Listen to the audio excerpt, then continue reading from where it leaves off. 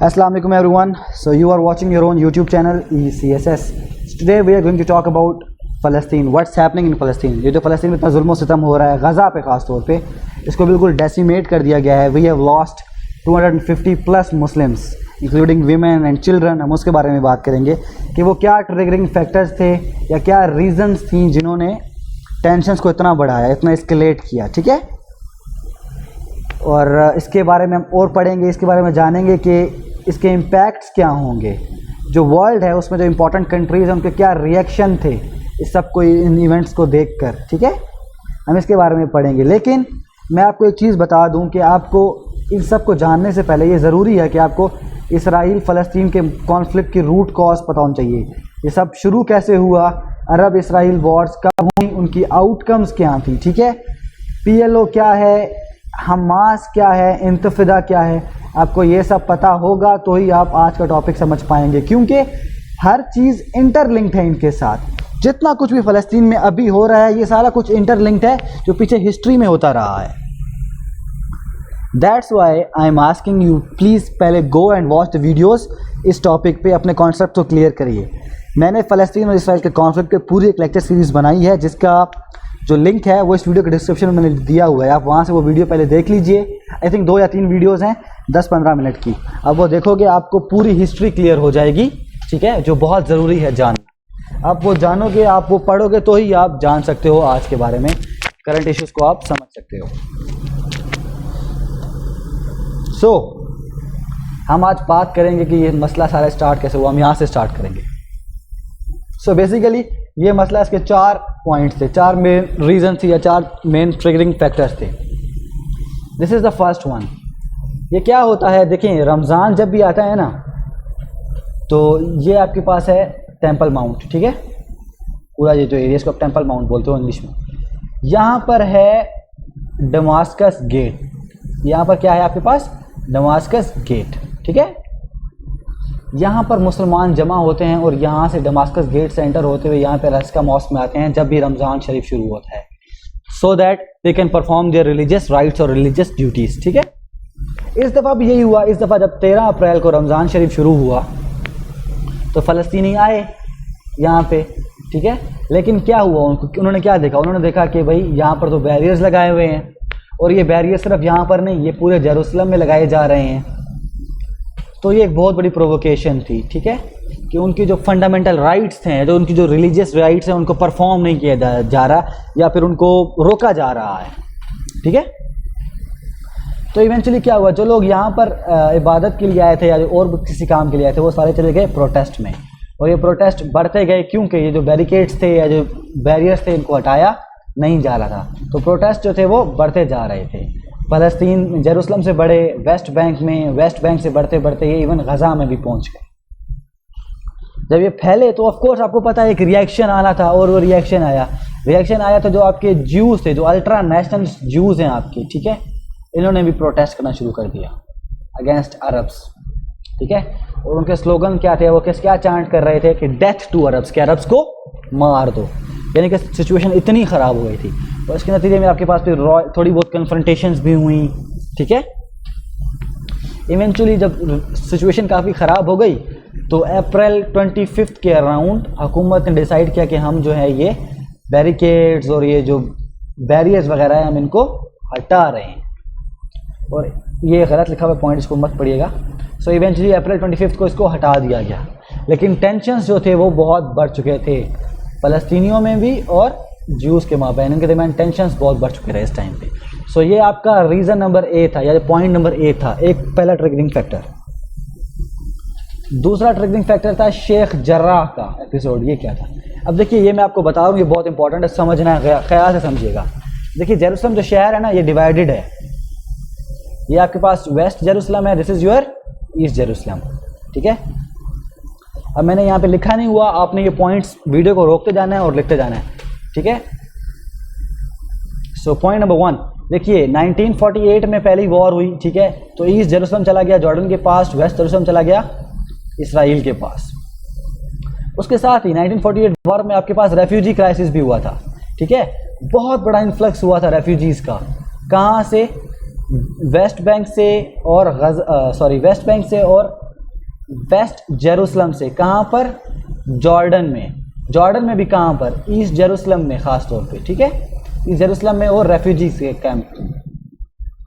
This is point number 1। Point number 2, इसी तरह जो रेफ्यूजीज यहाँ से यहाँ गए हैं, तो इसी तरह कुछ रेफ्यूजीज आपके पास वेस्ट बैंक से कुछ रेफ्यूजीज आपके पास ईस्ट जेरूसलम से वेस्ट जेरूसलम में भी आए हैं, ठीक है, वेस्ट जेरूसलम में भी आए हैं और वो आकर यहाँ पर सेटल हो गए, ठीक है।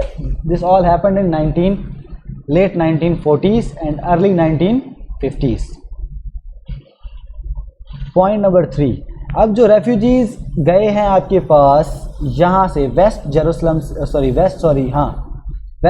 से ईस्ट जेरूसलम में, ठीक है, ये जाके सेटल हुए 2 जगहों पर, एक रेफ्यूजीज कैंप्स में, दूसरे होम्स में, घरों में कुछ में। अब ये घर कौन से थे, इनमें से कुछ घर ऐसे थे जो ज्यूज यहाँ से, इस सेकंड पॉइंट जो मैंने आपको बताया ना कि ज्यूज यहाँ से खाली करके गए थे वॉर के बाद, ठीक है, जब वॉर हुई तो यहाँ से मुसलमान इधर गए, राइट, तो यहूदी यहाँ से इधर आ गए, तो ये घर खाली करके घर यहाँ पर खाली करके चले गए। तो जो रेफ्यूजीज थे वो 2 जगहों पे जाके सेटल हुए, एक रेफ्यूजीज कैंप्स में जिनको घर मिल गए, दूसरे खाली वो यहाँ पर आके सेटल हो गए, ठीक है। तो रेफ्यूजीज हमारे पास 2 जगहों पे सेटल हो गए। अच्छा, इसमें एक पॉइंट उसको आप ऐसे स्टाइल डाल के साइड पे लिख लो कि जेरूसलम जो है इसको एडमिनिस्टर कौन करता है या कौन करेगा, यूएन और यूएन या फिर कोई इंटरनेशनल बॉडी, ठीक है। नीचे लिख दो जेरूसलम जो है not a part of Israel, ये 2 पॉइंट्स यहाँ पे साइड पे लिख लो, ठीक है।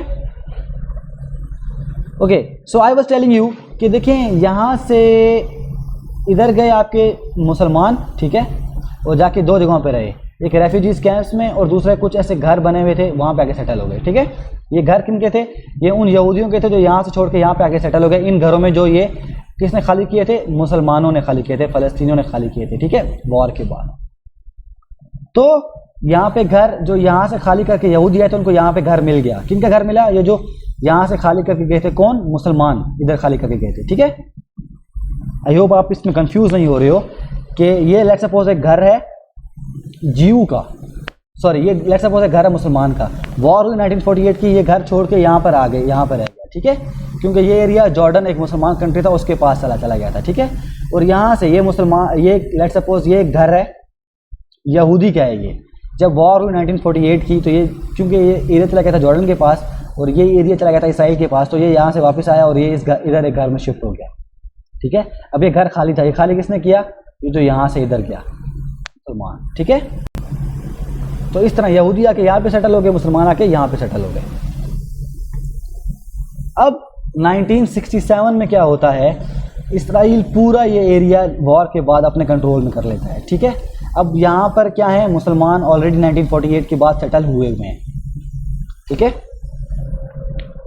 और नेक्स्ट पॉइंट लिखो अब आप यहाँ पर, जो भी पॉइंट 3, 4, 5 जो भी पॉइंट है वो लिख लो यहाँ पे कि देयर इज इसराइली लॉ, एक इसराइल का लॉ है जो अलाउ करता है कि जो ज्यूइश लोग हैं, जो इसराइली पीपल हैं स्पेशली ज्यूइश, वो कोई भी एक डॉक्यूमेंट दिखाएं, प्रोड्यूस करें, आज से 10 साल 20 साल 30 साल या 100 साल पुराना डॉक्यूमेंट किसी भी ऐसी लैंड का जो इसराइल के कंट्रोल में है अभी, बेशक इसराइल ने वो एनेक्स किया हुआ हो, कैसे भी किया हुआ हो, अगर वो इसराइल के कंट्रोल में है तो इसराइल वो लैंड, वो एरिया, वो घर, वो जगह, वो टेरिटरी दे देगा किसको, उस बंदे को जो वो डॉक्यूमेंट प्रोड्यूस करेगा, ठीक है।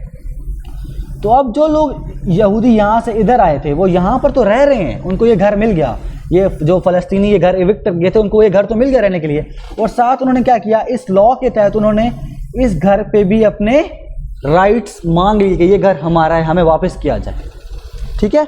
तो इस तरह से 1970s में एक जद्दोजहद स्टार्ट हुई, एक आप कह लो एक लॉ सूट फाइल किया गया अगेंस्ट दीज पीपल जो यहाँ पे रह रहे थे फ़लस्तीनी लोग, ठीक है। अब ये जो यहाँ पे जो फ़लस्तीनी लोग रह रहे हैं ये बहुत सी घर हैं, बहुत सी जगहों में, इसी में कुछ घर एक जगह पर है उसको बोलते हो आप शेख जर्राह, ठीक है। वहाँ पर ये मसला चल रहा है, वहाँ पे ये केस चल रहा था, ठीक है। वहाँ पे ये केस चल रहा था किसके माबैन, इसराइली सेटलर्स ऑर्गेनाइजेशन और 6 फ़लस्तीनी फैमिलीज़ के बीच में, ठीक है। ये केस चल रहा था जिसमें क्लेम ये थे कि हमने डॉक्यूमेंट्स दिखाए हैं, हमारे पास लॉ भी है पुराना, हमें लॉ अलाउ करता है, ठीक है, तो इसलिए जो है ना ये घर हमारा है, हमें वापस किया जाए। फ़लस्तीनियों ने बोला कि नहीं, ये घर आपका नहीं है, ये घर जो है, देखें ऐसे मैं आपको बता दूं, फ़लस्तीनियों ने कहा कि ये घर हमें किसने दिया है, यूएन और जॉर्डन की हुकूमत के माबैन एक मुआहदा तय पाया था, उसके मुताबिक हमें ये घर मिले हैं, ये होम्स मिले हैं। अच्छा, अब इसमें एक चीज़ आपने याद रखनी है, मैंने आपको कहा था कि जो रेफ्यूजीज़ हैं वो आके 2 जगह पर सेटल हुए थे, एक जो खाली होम्स थे, दूसरा रेफ्यूजीज़ कैंप्स में। मैंने यही बताया था ना, यही पॉइंट लिखवाया है। अच्छा, अब जो ये जो लोग आके यहाँ पे रहे हैं ना, इनको एक एग्रीमेंट के तहत ये अलाउ किया गया था, ठीक है। वो एग्रीमेंट किसके माबैन हुआ था, यूएन और जॉर्डन के माबैन। उसमें ये बात भी की गई थी कि जो इसराइली यहाँ से घर छोड़ के गए हैं उनको तो वहाँ पे घर मिल गया है इसराइल में, जो यहूदी यहाँ से जो ईस्ट जेरूसलम से घर छोड़ के गए हैं, जो वेस्ट जेरूसलम में गए हैं, उनको तो घर मिल गया है, वो तो वहाँ पे सेटल हो गए उन घरों में जो मुसलमान फ़लस्तीन छोड़कर यहाँ पर आए हैं, तो इसलिए अब मुसलमानों को भी ये घर दे दो आप, ठीक है।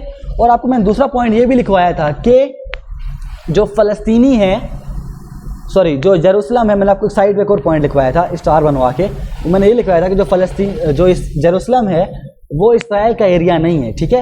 वो यूएन का अकॉर्डिंग टू यूएन रेजोल्यूशन और यूएन का जो फॉर्मूला था 2 स्टेट सोल्यूशन था, उसके मुताबिक जो जेरूसलम है उसको इंटरनेशनल बॉडी या फिर यूएन खुद एडमिनिस्टर करेगा, ठीक है। सो यूएन ने मैंडेट दिया है यहाँ पर, ये बात समझ रहे हो आप मेरी कि नहीं, कि यूएन ने इधर फ़लस्तीनियों को मैंडेट दिया है कि आप रह सकते हो आप यहाँ पर, तो इंटरनेशनली भी फ़लस्तीनियों को ये राइट मिला है, ठीक है। ये जो शहर है ये इंटरनेशनली भी ये इसराइल का शहर नहीं है जेरूसलम, ये इंटरनेशनल बॉडी इसको हुक्मरान करेगी या इस पर एडमिनिस्टर करेगी, इसराइल नहीं करेगा, ठीक है ना। So this was the thing. Now ये इस बेस पे अपना केस फ़लस्तीनी लड़ रहे हैं, ठीक है। खैर सुप्रीम कोर्ट का वर्डिक्ट आ गई, उन्होंने बोल दिया कि इन 6 फैमिलीज़ को आप निकाल दो, एविक्ट कर दो। जब ये हुआ तो बहुत बड़ा एक धचका लगा मुसलमानों को, फ़लस्तीनियों को, और इन्होंने प्रोटेस्ट किए। अब प्रोटेस्ट कहाँ किए, इन्होंने प्रोटेस्ट किए शेख जरा पे, ठीक है, इस जगह पे, ये दमास्कस गेट के करीब है जहाँ पे ऑलरेडी काफ़ी हद तक टेंशन ज़्यादा थी, ठीक है। प्रोटेस्ट जहाँ पे ऑलरेडी हो रहे थे, समझा पा रहा हूँ मैं इस चीज़ को, आप दोनों को लिंक करो। अच्छा, मैं इसमें आपको एक और बात बताना भूल गया, आप एक और पॉइंट यहाँ पे लिख लो साइड पे, ठीक है, ऐसे स्टैरिक बना के साइड पे एक और पॉइंट लिखना कि जो लॉ है ना ये ज्यूज़ को अलाउ करता है कि आप रिक्लेम कर लो अपनी जो जगहें हैं, फ़लस्तीनियों को अलाउ नहीं करता, नंबर 1, ठीक है। सो अगर फ़लस्तीनियों को ये अलाउ करता तो फ़लस्तीनियों को भी घर मिल जाता, राइट। क्यों? क्योंकि वो अपने पहले घर छोड़ के 1948 वॉर से पहले अपने जो घर थे वो छोड़ के वो वॉर के बाद ईस्ट जेरूसलम में गए हैं ना, तो वो अपने जो वेस्ट जेरूसलम में घर थे उनको वो रिक्लेम कर सकते थे इस लॉ के तहत, लेकिन इसलिए इस लॉ के तहत फ़लस्तीनियों को ये हक नहीं दिया गया, ठीक है। तो अब ज्यूज़ के पास 2 घर आ गए हैं, एक यहाँ पे वेस्ट जेरूसलम में जो वो वॉर के बाद जीत गए हैं, जो उनको मिल गया है, दूसरा जो उन्होंने क्लेम किया है ईस्ट जेरूसलम में जहाँ पे मुसलमान रह रहे हैं, यहाँ से छोड़ कर आए हैं, ठीक है। तो ये मुसलमानों का घर भी गया और ये वाला घर भी गया, तो मुसलमान एक किस्म के बेघर हो रहे हैं। अब समझ आ रही है ना आपको मेरी बात, ये मैं अब इंपॉर्टेंट पॉइंट है, मैं दोबारा रिपीट कर देता हूँ, देखिएगा। आपके पास था वेस्ट जेरूसलम और ईस्ट जेरूसलम, ठीक है। यहाँ पर मुसलमान ये घर छोड़ के यहाँ पर आ गए, ठीक है, और ये घर यहाँ पर है, लेट्स सपोज ये ज्यू का घर है, ठीक है, और यहाँ पर भी एक घर है। अब मुसलमान ये घर एविक्ट करके यहाँ पर आ गए हैं और यहाँ पर रहना शुरू कर दिया उन्होंने, ठीक है, ये और यहाँ पर भी रहना शुरू कर दिया है। अब ये घर है ज्यू का, ठीक है, और ये ज्यू ये घर छोड़ के इधर आके रहना शुरू कर दिया उसने, लेट्स सपोज, ठीक है। तो अब लॉ के तहत ज्यू अब यहाँ पे तो रह रहा है, लेकिन वो इस टेरिटरी को भी क्लेम कर सकता है, इस घर को भी क्लेम कर सकता है, लेकिन जो मुसलमान फ़लस्तीनी ये घर छोड़ के गए हैं वो तो गया घर हाथ से। अब जहाँ पर आके रह रहे हैं इस घर में भी नहीं रह सकते, क्यों? लॉ अलाउ कर रहा है इन ज्यूज़ को कि आप ये घर क्लेम कर लो, रिक्लेम करो, डॉक्यूमेंट्स प्रोड्यूस करो और ले जाओ वो जगह। तो इस तरह से ये बेघर हो गए हैं फ़लस्तीनी, और वैसे एक और बात भी है, वो आप लिख लीजिएगा या समझ जाइएगा कि देखिए जो यहूदी थी उनकी पॉपुलेशन सिर्फ 3% थी, लेकिन वो 33% तक जो बढ़ी है अचानक से इतनी, ठीक है, वो कैसे बढ़ी है? उन्होंने यही काम किया, उन्होंने इविक्शंस किए हैं। असल में तो जो जिन घरों में रह रहे थे वो घर तो बिलोंग ही फ़लस्तीनियों को करते थे, अरब्स को करते थे। तो इसलिए उन्होंने एक सिस्टमेटिक तरीके से ऐसा लॉ पास किया है जो सिर्फ यहूदियों को टैकल करता है। अगर ऐसा लॉ होता जिसमें फ़लस्तीनी भी होते तो वो पुराने डॉक्यूमेंट्स प्रोड्यूस कर देते शायद, और आधी से ज़्यादा जो यहूदियों की आबादी है वो बेघर हो जाती। समझ आई आपको ये बात? तो ये एक इंपॉर्टेंट पॉइंट था, मैं आपको समझाना चाह रहा था, ठीक है। तो खैर ये पहले 2 रीजंस थे, पहला रमज़ान वाला इशू, दूसरा शेख जरा वाला इशू, तीसरा है ये PLO का इशू। ये क्या था? बेसिकली ये इशू ये था कि देखें PLO की पॉलिसी से काफ़ी अवाम खुश नहीं है फ़लस्तीन की, ठीक है, उनकी पॉलिसी से वो खुश नहीं है। तो अभी इलेक्शन होने वाले थे, PLO ने डिक्लेयर किया था कि हम इलेक्शंस करवाएंगे इस साल, ठीक है। आई थिंक मई 22 डेट है, इसको आप गूगल कर लीजिएगा, डेट को मिल जाएगी आपको, इसको कंफर्म कर लीजिएगा। लेकिन इवेंचुअली उन्होंने इलेक्शंस को पोस्टपोन कर लिया, तो ये भी एक बहुत बड़ा सेटबैक था और इससे फ्रस्ट्रेशन और बढ़ गई फ़लस्तीनियों में, ठीक है। ये 3rd रीज़न थी। 4th रीज़न, अब आपको मैंने बताया कि क्लैशेस हो रहे थे, प्रोटेस्ट चल रहे थे ना, तो इसी दौरान 7th ऑफ मई को एक बहुत बड़ा प्रोटेस्ट होता है जिसमें काफ़ी लोगों को इंजर्ड किया जाता है, ठीक है, बहुत सारे इंजर्ड किए। तो स्पेशली यंग लोगों को जो अरेस्ट करते हैं ना, उससे बहुत बड़ी एक क्या कहते हैं उसे, गैल्वेनाइज कर देता है वो पूरी मूवमेंट को। इसमें इजरायली फोर्सेस हैवी किस्म का क्रैकडाउन करते हैं, बहुत से लोगों को क्या कहते हैं उसे पकड़ के जेल में डाल देते हैं, टेयर गैस, स्टन ग्रेनेड्स और रबर बुलेट्स वगैरह इस्तेमाल करते हैं। यानी कि इस दिन काफ़ी हैवी क्रैकडाउन होता है। जब हैवी क्रैकडाउन होता है तो इसका इशू क्या होता है कि ऑन द वेरी नेक्स्ट यानी कि 8th ऑफ मई को आपके पास है लैलतुल कद्र। तो वेस्ट बैंक से इधर उधर से हज़ारों की तादाद में लोग आते हैं अल-अक्सा में जमा होने के लिए, ठीक है।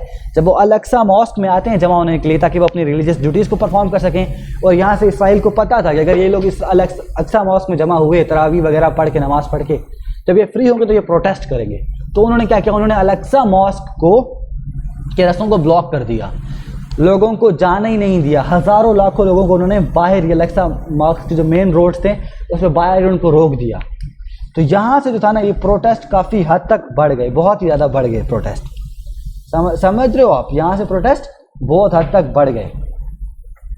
बढ़ते बढ़ते अब इस प्रोटेस्ट को जो और हवा मिली, जो टेंशन मिले, वो कहाँ से मिले? वो मिले इस जेरूसलम डे को। अब मैंने आपको बताया 1967 को क्या हुआ था, जेरूसलम पूरा चला गया था इसराइल के पास, ठीक है।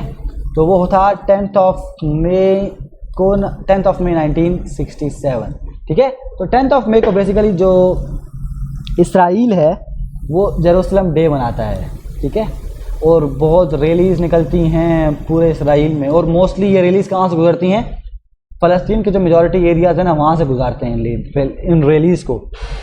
तो एक किस्म का प्रोवोक करते हैं उनको। तो इस दफ़ा भी यही हुआ था। इस दफ़ा टेंशन्स बहुत ही ज़्यादा हाई थे और उन्होंने रैलीज़ भी निकाले, लेकिन बिल्कुल एट द 11th और उन्होंने जो रैलीज़ थी वो अपने उनको रीराउट कर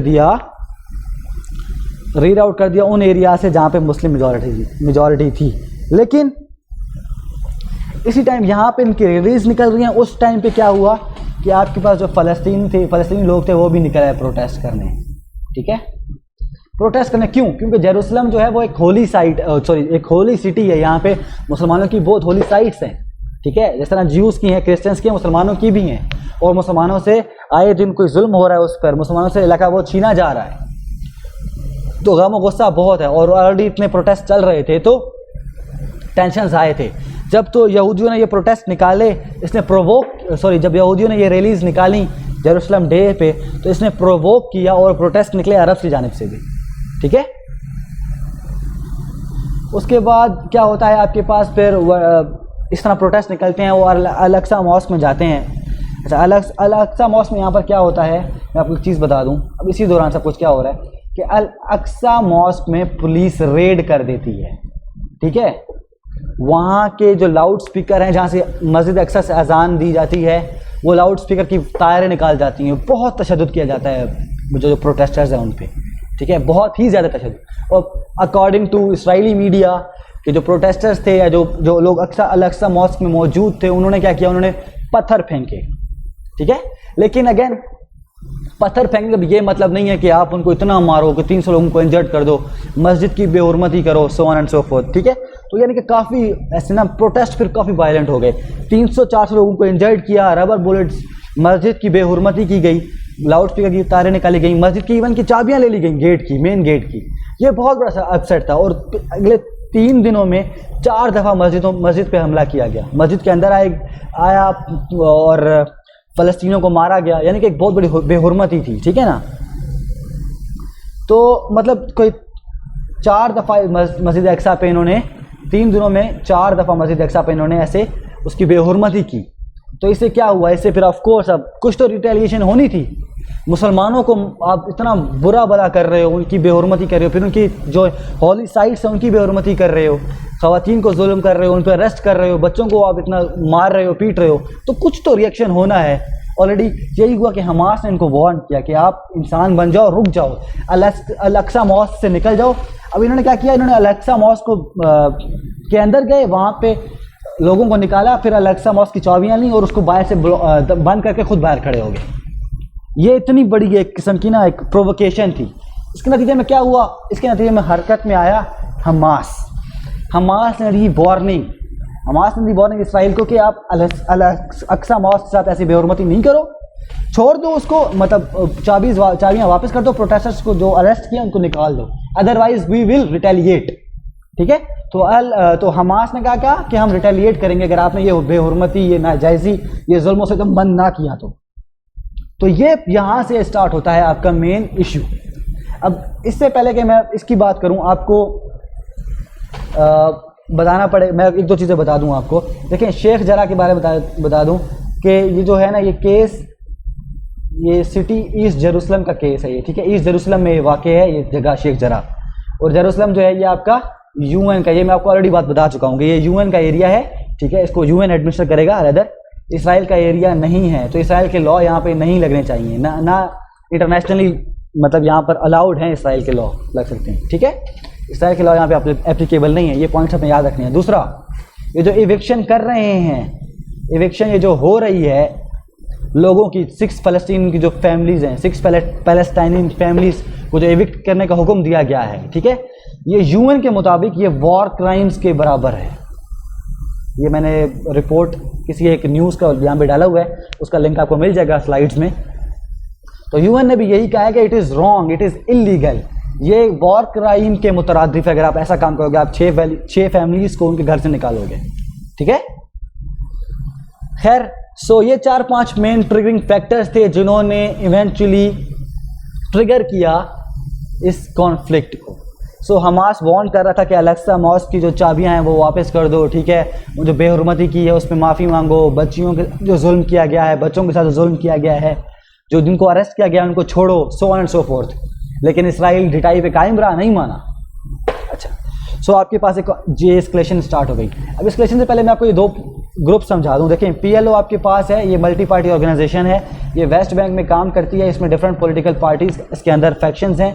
सबसे बड़ा फैक्शन है फतह, जो यासिर अराफात था चेयरमैन PLO का, वो भी फतह का मेंबर रहा था। अभी जो चेयरमैन है PLO का वो महमूद अब्बास है, वो भी फतह का ही है, ठीक है। लेकिन जो इसकी पॉपुलैरिटी है PLO की, ये गिरती जा रही है दिन ब दिन because of its policies, it's focus on diplomacy. जो डिप्लोमेसी पे इसका फोकस है, इस वजह से इसकी पॉलिसीज़ अब लोगों में, फ़लस्तीनियों में इसको इतनी पजीराई नहीं मिल रही है, ठीक है। दूसरा आपके पास है हमास, ये गज़ा में ऑपरेट करता है, ठीक है। यहाँ पर इसके 2 विंग्स हैं, एक पॉलिटिकल विंग है, एक आपका मिलिट्री विंग है इसका, ठीक है। और 1987 में बना था। ये थोड़ा हार्डकोर या फंडामेंटलिस्ट या इस्लामिस्ट किस्म का है, ठीक है, एज़ कम्पेयर टू PLO। और इसको सपोर्ट कौन करता है? इसको ईरान और हिज़्बुल्लाह सपोर्ट करते हैं, ठीक है। एंड इसको जो फाउंडिंग फादर थे इसके, वो जिसने इसको बनाया था वो शेख अहमद यासीन थे, और अभी के लिए इस्माइल हानिया इसके सदर हैं, कह लो, या चेयरमैन हैं, ठीक है। अब PLO आपको मैंने बताया थोड़ी सी मतलब लीनियंट सी है, या जो डिप्लोमेसी पे बिलीव करती है, so on and so fourth. लेकिन हमास थोड़ी हार्डकोर है, इसके पास एक मिलिट्री विंग भी है। तो आपको अंदाज़ा लग गया होगा कि अब रॉकेट्स किसके माबैन एक्सचेंज हुए होंगे, किन एरियाज़ में एक्सचेंज हुए होंगे। खैर सो आपके पास यहाँ से ये एस्केलेशन स्टार्ट हो जाती है आफ्टर दैट अल-अक्सा इंसिडेंट। ठीक है, अब इस पूरे इंसिडेंट में क्या हुआ, बहुत सारे वॉर क्राइम्स हुए हैं, बच्चों को मारा गया है, तकरीबन 256 फ़लस्तीनियों को शहीद किया गया है, बच्चे इंक्लूडेड हैं इसमें। इसराइल की जानिब से 13 लोगों को मारा गया है, इसमें भी 2 बच्चे इंक्लूडेड हैं। ठीक है, और बहुत ह्यूमन राइट्स वायलेशंस की गई हैं। ये एमनेस्टी की रिपोर्ट है, उसकी न्यूज़ है, मैंने यहाँ पे लिख दी है। ठीक है, कि जो इसराइली अटैक थे ना वो बहुत ही इंडिस्क्रिमिनेट रहे हैं, उन्होंने ना वॉर क्राइम्स कमिट किए हैं। वॉर क्राइम्स ये एक बहुत बड़ी बात है, वॉर क्राइम करना। ठीक है, इंटरनेशनल अरीना में इसको एक बहुत बड़ा गुनाह समझा जाता है। तो ये एक एमनेस्टी इंटरनेशनल जो एक बहुत बड़ा एक इदारा है, वो ह्यूमन राइट्स के बारे में जो रिपोर्ट करता है, उसने ये बात की है कि इसराइल ने वॉर क्राइम्स कमिट किए हैं। अब उन्होंने एग्जाम्पल भी दिया है यहाँ पर। वो एग्जाम्पल ये है कि उन्होंने ऐसे 4 ऐसे अटैक्स किए हैं जिसमें उन्होंने ऑलरेडी लोगों को इन्फॉर्म नहीं किया, जो जिन घरों पे वो अटैक कर रहे थे उनको इन्फॉर्म नहीं किया कि हम आप पर अटैक करने लगे। इस नतीजे में क्या हुआ, फैमिलीज बेचारी शहीद हो गए। तो इसलिए उन्होंने बोला है कि हम जो है इसको अब ICC में, यानी कि इंटरनेशनल क्रिमिनल कोर्ट में इसराइल को इस मसले को लेकर जाएंगे। 2014 में भी ये बात की गई थी इसराइल को लेकर कि हम इसको ICC में लेके जाएंगे, लेकिन टिल डेट कुछ हुआ नहीं है। लेकिन चलें देखते हैं क्या होता है इसके लिए। खैर, तो ये एमनेस्टी इंटरनेशनल रिपोर्ट किया है। ठीक है, ये एक बहुत बड़ी बात है। इसका भी लिंक आपको डिस्क्रिप्शन में, स्लाइड्स में मिल जाएगा। उसके अलावा काफ़ी कुछ और भी बहुत टावर्स पे अटैक किया गया है, उनकी ज़मीन पोस्ट किया गया है। जैसे इसमें सबसे इंपॉर्टेंट ये है अल जाला टावर। ठीक है, यहाँ पर है, यहाँ पर, दिस इज़ द प्लेस, अल जाला टावर। ये मीडिया टावर है, ये सॉरी ये एक टावर है जहाँ पे मीडिया के लोग रहते हैं। अल जज़ीरा के यहाँ पे जर्नलिस्ट हैं, उसके अलावा एसोसिएट प्रेस के जर्नलिस्ट भी यहीं पर थे। ठीक है, सो ये बहुत इंपॉर्टेंट है, इसको ज़मीन पोस्ट करना है। जब इसको ज़मीन पोस्ट किया गया तो इसराइल ने कहा कि यहाँ पर हमास के लोग थे। ठीक है, हमास के मिलिटेंट्स यहाँ पे थे और हमने इनको 1 घंटे की वार्निंग दी थी। ठीक है, ये इनका है, क्या कहते हो आप उसको, पॉइंट ऑफ व्यू इसराइल का। अब जो अल जज़ीरा के लोग हैं, जो बाकी मीडिया हाउसेज हैं, वो ये कह रहे हैं कि ऐसा कुछ भी नहीं है। ऑल्दो यस, इन्होंने हमें 1 घंटे का टाइम दिया था, लेकिन यहाँ पे कभी कोई हमास के मिलिटेंट ने काम नहीं किया, कोई नहीं था। ठीक है, इन्होंने रैदर हमारी इस पूरी बिल्डिंग को क्यों नीस्तो नाबूद किया है, वो इसलिए किया है क्योंकि अल जज़ीरा जो है वो इसराइल को उनका असली चेहरा दिखा रहा था इंटरनेशनल वर्ल्ड में। ठीक है, उनको मसला था अल जज़ीरा की रिपोर्टिंग से, इसलिए उन्होंने इस टावर पे अटैक किया है।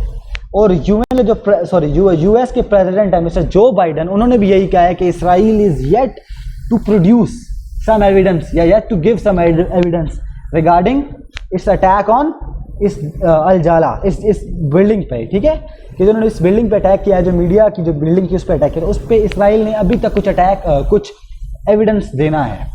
ठीक है, सो इस तरह से डिफरेंट रॉकेट्स वगैरह एक्सचेंज किए गए गज़ा में, लेकिन गज़ा पे बहुत ही ज़्यादा नुकसान हुआ है। ठीक है, वहाँ पे बेचारे बच्चों को मारा गया है, so on and so fourth. बाकी आपको उनके बारे में डिटेल्स पता है। अब इस पे इवेंचुअली पीस एग्रीमेंट साइन की या पीस डील साइन की गई, उसको ब्रोकर किया था आपके इजिप्ट ने विद UN। ठीक है, अब हम बात करते हैं कि पीस के बाद रिएक्शन बात करते हैं कि रिएक्शन क्या रहा है डिफरेंट कंट्रीज का इन सब में। ठीक है,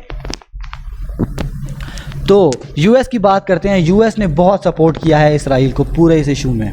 ठीक है, ये बाइडन साहब की एक उनकी स्टेटमेंट है कि Israel has a right to defend itself. ठीक है, अब एक तरफ देख लो, एक तरफ अब छोटा सा बच्चा खड़ा है 2-3 साल का, एक तरफ अब इतना बड़ा कोई बॉक्सर होगा जिसके पास मतलब हर चीज़ का इल्म होगा, तो कैसे मतलब डिफेंड, एक इलॉजिकल सी स्टेटमेंट थी ये। ठीक है, लेकिन खैर उन्होंने इसराइल को डिफेंड किया है इसी तरह से। वैसे असल में तो डिफेंड करना बनता नहीं था, क्योंकि इसराइल एक न्यूक्लियर स्टेट है, उसके पास इतनी सोफिस्टिकेटेड टेक्नोलॉजी है, एंटी मिसाइल सिस्टम्स हैं, पता नहीं एयरक्राफ्ट F-16 F-35, उसके पास आई थिंक दुनिया की हर लेटेस्ट टेक्नोलॉजी है। हमास के पास तो कुछ भी नहीं है एक्सेप्ट सम रॉकेट्स, तो कोई एक बैलेंस नहीं था। लेकिन खैर जो बाइडन साहब ने बहुत ही ज़्यादा इसराइल को डिफेंड किया है। ठीक है, कि इसराइल को राइट है उस खुद को डिफेंड करने का। नंबर 1, दूसरा उन्होंने ना एक आर्म डील्स इसराइल के लिए अप्रूव किया है $735 मिलियन की। ठीक है, तीसरा यूएन, अब देखें यूनाइटेड नेशन सिक्योरिटी काउंसिल की जब भी मीटिंग होती है ना, तो उसके बाद उसकी एक जॉइंट स्टेटमेंट होती है, जिसमें अगर वो, और उसकी जो जॉइंट स्टेटमेंट है वो कब आती है, जब आपकी P5 कंट्रीज़ जो हैं वो सारे मुत्तफिक हों, ठीक है। अब मैं दोबारा बता रहा हूँ, यूनाइटेड नेशन सिक्योरिटी काउंसिल की जब जॉइंट स्टेटमेंट कब आती है, जब आपके P5 जो मेंबर्स हैं वो एग्री हों एक पॉइंट पे। अब यूनाइटेड नेशंस UNSC की जो थी ना 3 दफ़ा मीटिंग्स हुई, और तीनों दफ़ा इमरजेंसी मीटिंग्स में यही कहा गया कि इसराइल जो है वो ये अटैक्स हमले करना बंद करे, ठीक है, ये कहा गया। लेकिन हम जो है हमने देखा कि तीनों दफ़ा जो जॉइंट स्टेटमेंट थी वो UNSC प्रोड्यूस नहीं कर पाया, नहीं दे पाया। क्यों? क्योंकि जो यूनाइटेड स्टेट्स ऑफ अमेरिका था उसने वीटो कर दिया, उसने मना कर दिया, उसने इसराइल की साइड ले ली, ठीक है। तो जो इमीडिएट सीज़ फायर था उस पर बात नहीं हो सकी, उसके बारे में जॉइंट स्टेटमेंट इशू नहीं की जा सकी। समझ आया आपको? ये यूनाइटेड स्टेट्स ऑफ अमेरिका का ऑफिशियल स्टांस रहा इसराइल के इस इशू पे, ठीक है। उसके अलावा आई थिंक ये कुछ मिलियन डॉलर्स, अब आई थिंक $70 मिलियन ये गज़ा को अब दे रहे हैं डेवलपमेंट फ़ंड के तौर पे, ठीक है, US गवर्नमेंट। तो ये US का रिएक्शन रहा है। उसके अलावा US में कुछ लोग हैं जैसे बर्नी सैंडर्स, ये आपके पास प्रेसिडेंशियल कैंडिडेट थे, ठीक है, प्रेसिडेंशियल कैंडिडेट, यानी कि US का प्रेसिडेंट कौन बनेगा 2020 में, जो इलेक्शन ये साहब जीते हैं जो बाइडन, इसके अगेंस्ट एक और बंदा भी था डेमोक्रेट्स का, इसका नाम था बर्नी सैंडर्स। उन्होंने कोशिश की थी कि इस आर्म सेल्स को रोका जा सके, ऑल्दो ही फेल्ड, लेकिन उन्होंने कोशिश की थी। तो वो काफ़ी क्रिटिक हैं इसराइल की गवर्नमेंट के, although he himself is a ज्यू, ठीक है। सो ये इसराइल की वॉइस, इसराइल में ऐसा, सॉरी ये अमेरिका की वॉइसेस हैं, अमेरिका में ऐसा रिएक्शन पाया जा रहा था, जो उनकी जो एक स्टैंडर्ड पॉलिसी है, जो उनकी गवर्नमेंट की ऑफिशियल पॉलिसी है। Now let's talk about China, कि चाइना का क्या रिएक्शन था। चाइना ने क्रिटिसाइज़ किया US को इसलिए कि ये क्या हरकत है करने वाली भाई, क्यों किया आपने, ठीक है। आप बार बार जो हो वो UNSC की जो हरकत है, जो सॉरी जॉइंट स्टेटमेंट है, उसको आप ब्लॉक कर रहे हो। This is not the way, वहाँ पे लोग मर रहे हैं, ठीक है। उसके बाद चाइना ने एक 4 पॉइंट प्रपोजल दिया। चाइना ने यही प्रपोजल 2013 में भी दे चुका है, चाइना 2017 में भी दे चुका है, और यही 2021 में भी दिया है। ये वही प्रपोजल है जो एक किस्म का टैली करता है, या आप कह लो अलाइन करता है उसके साथ जो हम कहते रहे हैं शुरू से, या जो इंटरनेशनल अरीना या इंटरनेशनल बॉडी कहती है, ठीक है, कि पहले तो मिलिट्री एक्शंस को आप रोको। 4 पॉइंट्स में पहला पॉइंट ये है कि आप अपने मिलिट्री एक्शंस को रोको, specially Israel must exercise restraint, कि इसराइल को जो है वो थोड़ा खुद पे काबू करना पड़ेगा, नंबर 1। नंबर 2, गज़ा को जो ब्लॉकेड किया हुआ है, गज़ा आपको पता है एक पट्टी है, इसके 3 तरफ इसराइल है, एक तरफ आपके पास इजिप्ट है।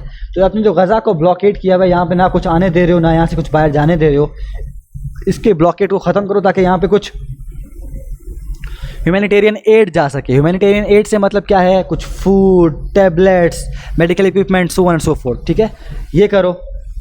नंबर 3, UNSC अब क्या करे कि अपने जो है वो एक विगोरस एक्शन ले इस कॉन्फ्लिक्ट पे, जो कॉन्फ्लिक्ट चल रहा है अभी, इस पे एक्शन ले एक विगोरस, ठीक है। और number 4, to the only way out, जो इसका सोल्यूशन है इवेंचुअली फ़लस्तीन इसराइल कॉन्फ्लिक्ट का, वो क्या है, वो 2 स्टेट सोल्यूशन है, ठीक है। तो ये चाइना का था स्टांस इस पूरे मसले पर, और चाइना ने इसराइल को ये भी कहा था कि भाई आप अपने मसले को, आप अब जो ये एक्शन ले रहे हो इस पे थोड़ा सा रिस्ट्रेंट शो करो, ठीक है। अरब लीग की बात करते हैं, अरब कंट्रीज़ की हम, तो उसमें जो अरब लीग है इन्होंने बस एक स्टेटमेंट इशू किया, इतना ख़ास कुछ रहा नहीं, बस उन्होंने इसराइल के को कंडेम किया, बोला कि बहुत ही इनडिस्क्रिमिनेट और इर्रेस्पॉन्सिबल बिहेव कर रहा है इसराइल। उसके अलावा कतर ने थोड़ा बहुत कुछ किया कि वो सामने आए, उन्होंने कहा कि हम $500 मिलियन की एड करेंगे, डेवलपमेंट एड देंगे उनको, ठीक है, गज़ा को ख़ास तौर पे। उसके अलावा जो EU कंट्रीज़ हैं उन्होंने बस यही कहा, ख़ास कुछ कहा नहीं, बस यही कहा कि वर्क हार्ड, यानी कि कोशिश करें कि आप जो है वो रीस्टोर करें क्वाइट, यानी कि पीस दोबारा से इस्टेब्लिश करें, ठीक है। अपार्ट फ्रॉम दैट यहाँ पे ये बात करते हैं पाकिस्तान तुर्की की, ये बहुत इंपॉर्टेंट है। पाकिस्तान और तुर्की ने इस टाइम पे जो मसला हो रहा था, सबसे जो एक्टिव कंट्री था जिसने बहुत ज़्यादा डिप्लोमेटिकली प्रेशराइज़ किया है इसराइल को, वो पाकिस्तान था। ठीक है, हमारे फॉरेन मिनिस्टर ने यूएस के फॉरेन मिनिस्टर से बात की, उनको इसराइल के बारे में बताया, डिस्कस किया कि गलत कर रहा है। ठीक है, हमारे एफएम ने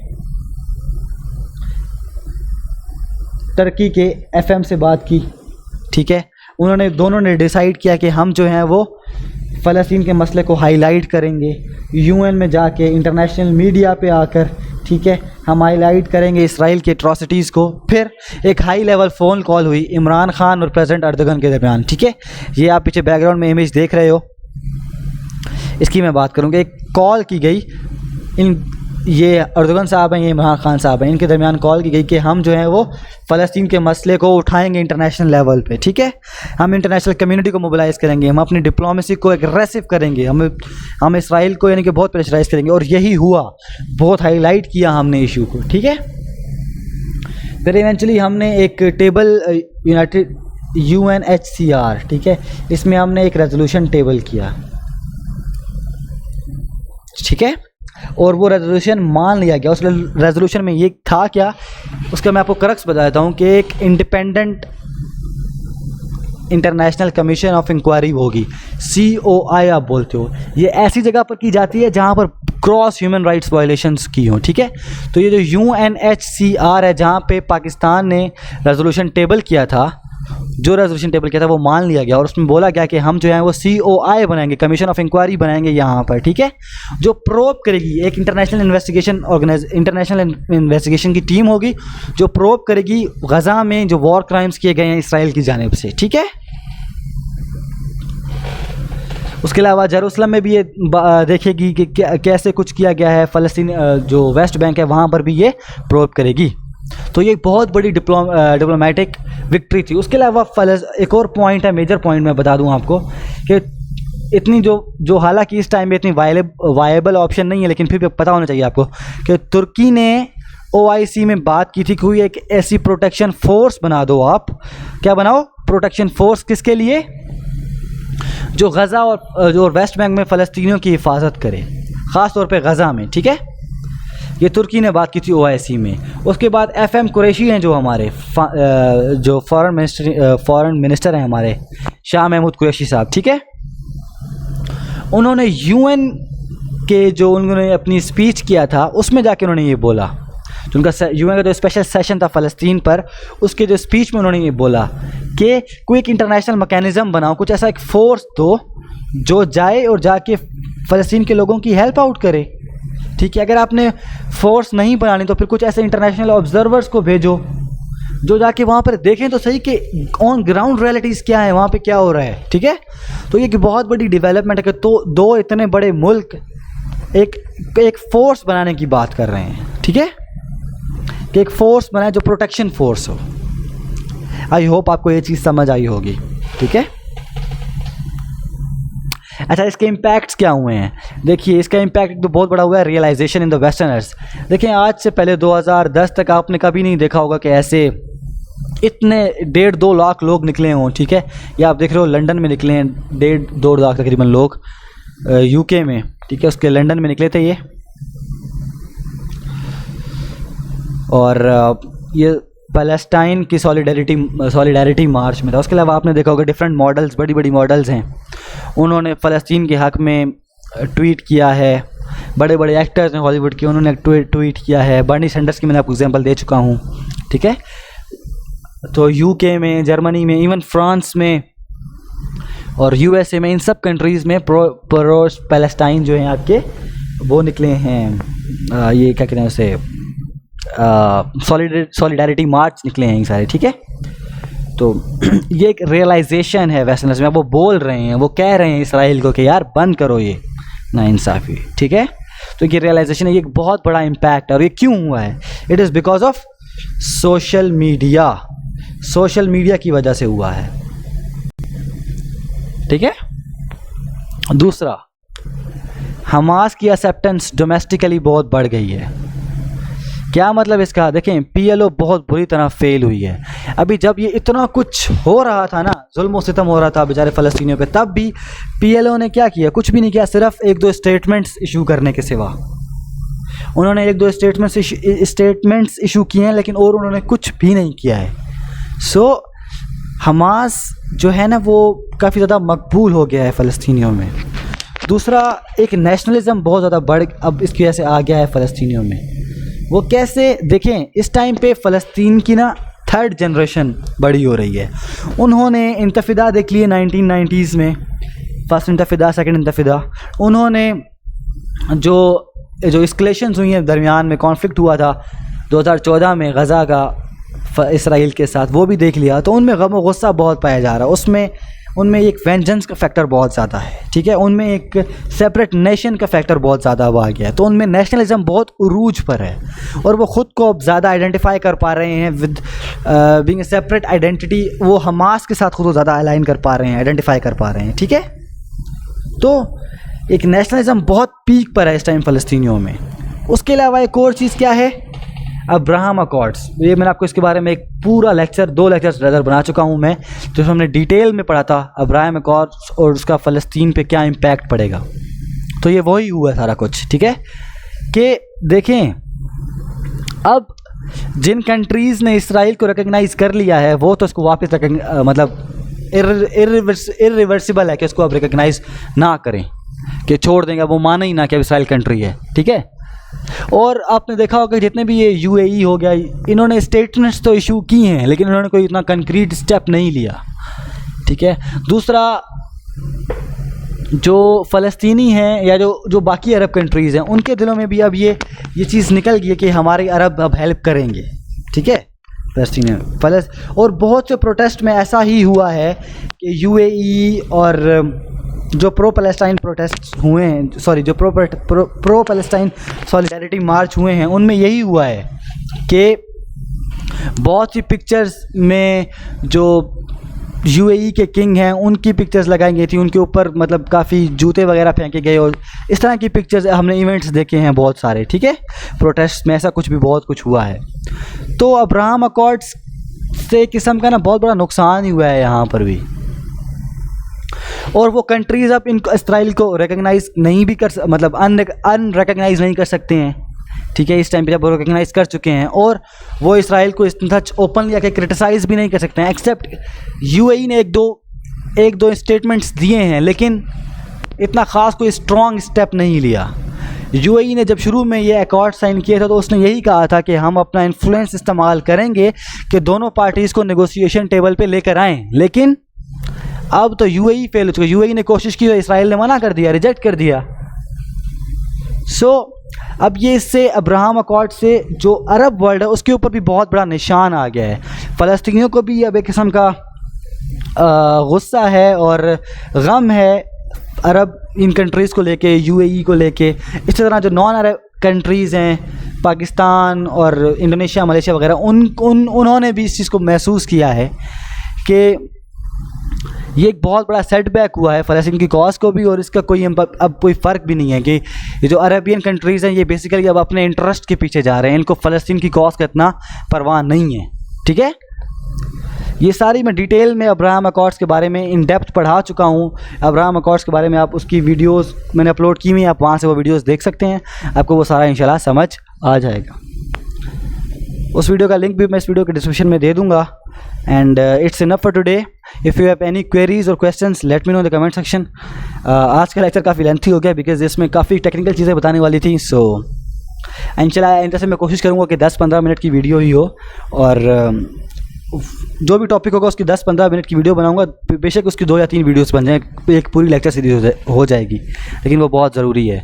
सो गाइज़, ये वीडियो है, अगर कोई क्वेश्चन हो तो ज़रूर मुझसे पूछेगा, मैं आपको आंसर करूँगा। इसके अलावा लाइक कीजिए, सब्सक्राइब कीजिए, and if you have any queries or comments let me know in the if you have any queries let me know in the comment section, I will try to answer. And stay blessed. अल्लाह हाफिज़।